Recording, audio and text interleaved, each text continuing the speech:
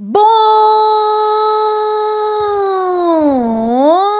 dia, galerinha! Mais um dia de aula da deusa do Olimpo. Eu sei, cada dia que passa, estamos ficando mais ridícula, mas é assim mesmo. Vamos para mais um conteúdo. Eu sei que vocês estão extremamente ansiosos. Mentira, eu sei, gente, estou cansada.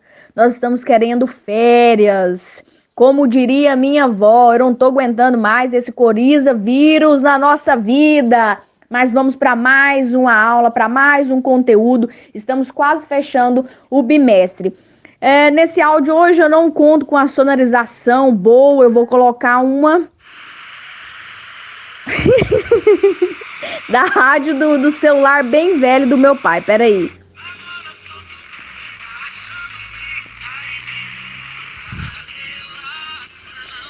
É isso aí, estou aqui para fazer uma aula de qualidade para vocês. Pasmem, eu sei, eu sou especial demais. Vamos para mais um dia de aula. Siga-me os bons.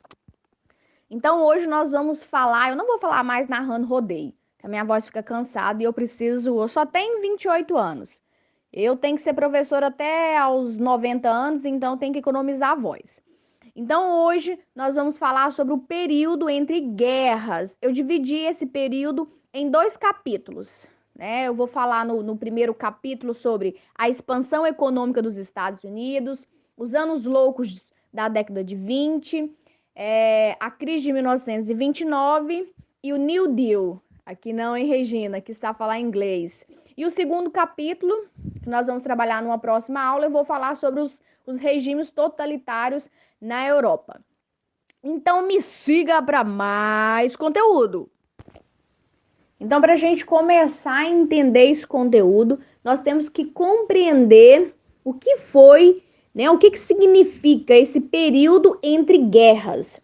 Esse período entre guerras aconteceu entre a Primeira e a Segunda Guerra Mundial. Foi um período cheio de mudanças. Então, aconteceu entre a Primeira e a Segunda Guerra Mundial. Ou seja, num tempo cronológico aqui, numa linha cronológica, finalzinho da Primeira Guerra Mundial, 1918, e o início da Segunda Guerra Mundial, 1939.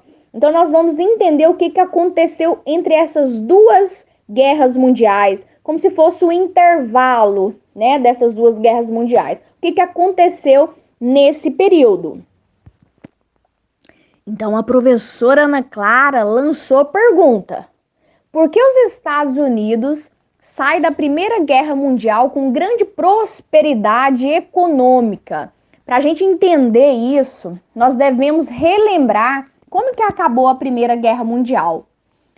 Nós sabemos que a Rússia saiu da Primeira Guerra Mundial por conta da Revolução Russa em 1917, que nós estudamos nas aulas anteriores, e vocês estão craques, eu creio. Então, a Rússia saiu da Primeira Guerra Mundial. Quando a Rússia saiu, os Estados Unidos decidiu entrar no conflito, junto com a Tríplice Entente.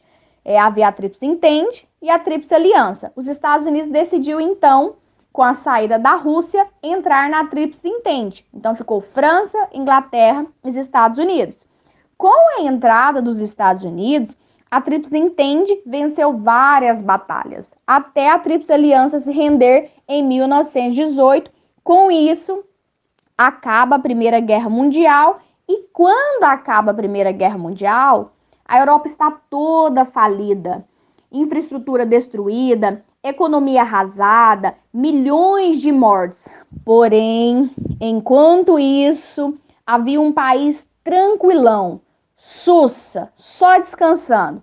Exatamente, os Estados Unidos. Por quê? Porque antes de entrar na Primeira Guerra Mundial, quem fornecia as armas, as munições, os suprimentos para vários países europeus eram os Estados Unidos. Então, eles fortaleceram primeiramente a sua economia, e quando eles entraram na Primeira Guerra Mundial, eles não sentiram tanto quanto os países europeus. Com o fim da Primeira Guerra Mundial, a Europa se encontra, então, totalmente destruída e fica dependente dos Estados Unidos, proporcionando, assim, então, um grande acúmulo de capital para os Estados Unidos. Ele estava tranquilão. Estava igual minha mãe e meu pai, que só fica pescando todo dia.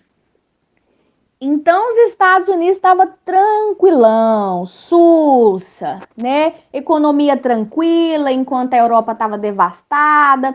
Era ele que estava abastecendo todos os países. E começaram, então, uma nova onda lá nos Estados Unidos, chamada os Anos Loucos de 1920, mais conhecido como Marlúcia, tô brincando. Então, ele estava tranquilo, estava vivendo os Anos Loucos de 1920, né? Houve uma mudança cultural na maneira de se viver. As pessoas começaram a buscar um estilo de vida diferente, um estilo de vida mais fugaz. Eles pensavam, ó, você vê como que foi a Primeira Guerra Mundial, né? Um monte de gente morreu. Vamos viver mais tranquilo, gente. Vamos ser mais consumista. Vamos comer tudo que a gente tiver vontade de comer. Eles aliavam muito o prazer e o lazer. Então, eles começaram a buscar um novo estilo de vida. Assim surgiram novos estilos musicais, como o jazz, o blues, né? Os Estados Unidos estavam vivendo o American Way of Life. Aqui não, Regina, pela segunda vez, hein? Que sabe falar inglês.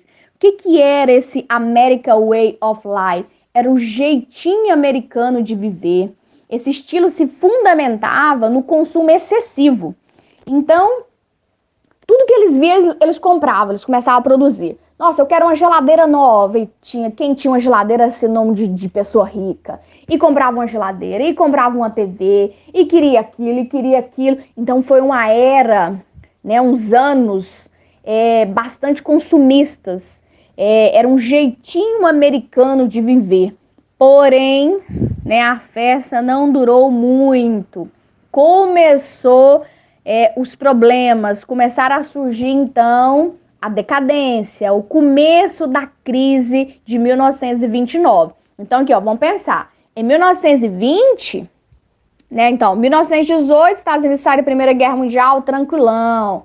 Até 1920 estava tranquilo também, consumindo demais, vivendo, lazer, prazeres, esse estilo de vida americano tranquilão. Chega 1929, o país começa a quebrar e a gente vai entender por que ele quebra. Como eu falei, a festa não durou muito, começaram os problemas. Ai, falei de festa, dei vontade de comer um doce de festa. Faz tanto tempo que a gente não vai em festa de criança, né? A gente não pode aglomerar. É triste. Mas voltando aqui.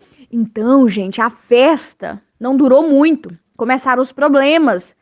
Os Estados Unidos estavam extremamente consumistas, produziam mercadorias cada vez mais, porém não tinham consumidores. Não tinha para quem vender esse tanto de mercadoria que eles estavam produzindo. Lembra que a Europa estava toda devastada? Quem iria comprar essa mercadoria? Outra coisa também que é importante ressaltar. Charles, você falou que os Estados Unidos estavam tranquilo, todo mundo tranquilo. Todo mundo era rico nos Estados Unidos? Não. Essa riqueza não alcançava todos os grupos da sociedade. Uma parte significativa da sociedade vivia na miséria. Então, para quem que os Estados Unidos ia vender esse tanto de mercadoria que eles produziam? Se a população, né, se a boa parte da população dele vivia com baixos salários, vivia uma vida miserável, e a Europa também não poderia comprar esses produtos, então houve o quê? Uma superprodução. Ou seja, eles produziram várias coisas e não tinha ninguém para comprar. Então, em 1929, aconteceu o evento chamado Crise de 1929, pode ser também Crash da Bolsa de Valores de Nova York, ou a Grande Depressão. Tem vários nomes, né, que vocês podem ver diferente em outros livros, quando outros professores forem falar para vocês. Então, ficou conhecido como Crise de 1929, o Crash da Bolsa de Valores de Nova York, ou a Grande Depressão. Então, foi uma crise devastadora que atingiu o mundo todo. E quem salvará os Estados Unidos dessa crise de 1929? Anitta, desbravadora do Brasil e do mundo? Nesse momento eu colocarei uma música, mas eu estou com problemas técnicos hoje, então vou colocar do meu radinho mesmo. Pasmem na qualidade!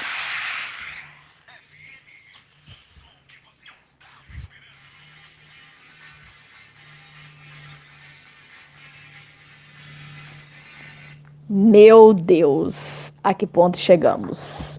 Então, não foi a Anitta que salvou os Estados Unidos dessa crise de 1929. Foi o presidente americano Franklin Delano Roosevelt. Eu não sei falar o nome dele, é muito complicado. Já coloquei no Google Tradutor, mas eu não consigo. Vamos ficar com Franklinzinho. Então, Franklinzinho, presidente dos Estados Unidos, elaborou um plano para recuperar a economia norte-americana. Esse plano ficou conhecido como New Deal. Esse eu sei falar em inglês. Significa o novo acordo. O New Deal consistia na intervenção dos estados na economia para impedir a superprodução. Ou seja, isso impediu o mercado de funcionar livremente.